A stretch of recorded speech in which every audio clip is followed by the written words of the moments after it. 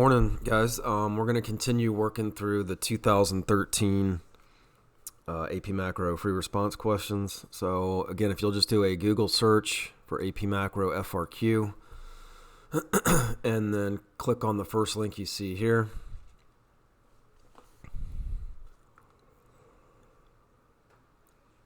Scroll down, practice free response questions. So this is 2018 or prior to 2019. Click on 2013, free response questions. We did the long essay yesterday. So we did everything. We did A, B, and C. We didn't do D and E because that is not going to be on the exam. Let's go ahead and do number 2. So don't just watch my video. I want you to just pause it here. Go get that 2013 number 2. I want you to work through that and then play the video again.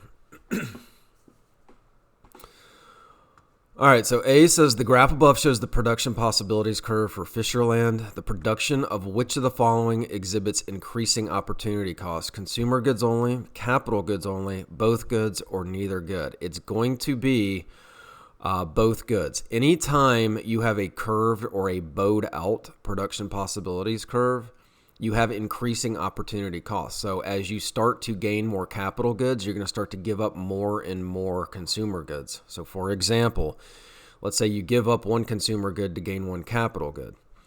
Well, now it's going to, for the next move, it's going to take you 2 consumer goods to gain that capital good and then 3 consumer goods to gain that capital good. Being that it is bowed out, it is going to be both goods. I can't think of a situation where it's going to only be capital goods or only consumer goods. I don't know what that graph would look like.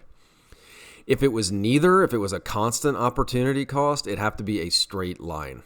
Okay, so it'd have to be a perfectly straight line. So it's going to be both goods in this instance.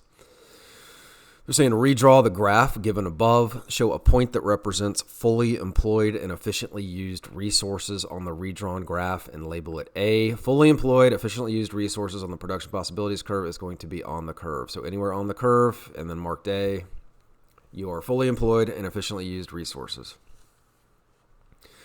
Assume there's a recession in Fisherland. On your graph in part B, label as C a point representing the recession. That's really easy, just like the last one. That's going to be inside the curve somewhere. So anywhere inside the curve, you label C, and you've got yourself a recession.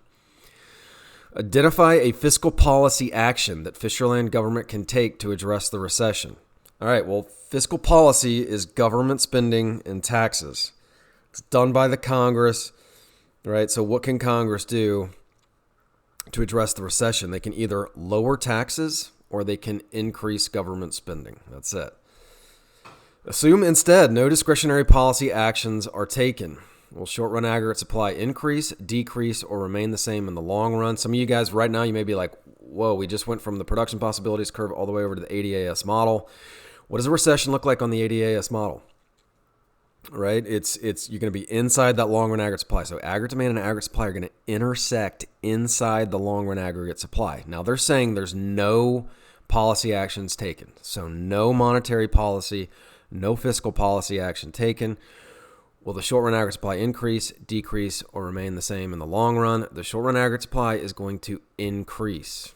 And then your explanation, which we have done 5 million times, is going to be that wages and resource prices will decrease in the long run, causing the short run aggregate supply to increase.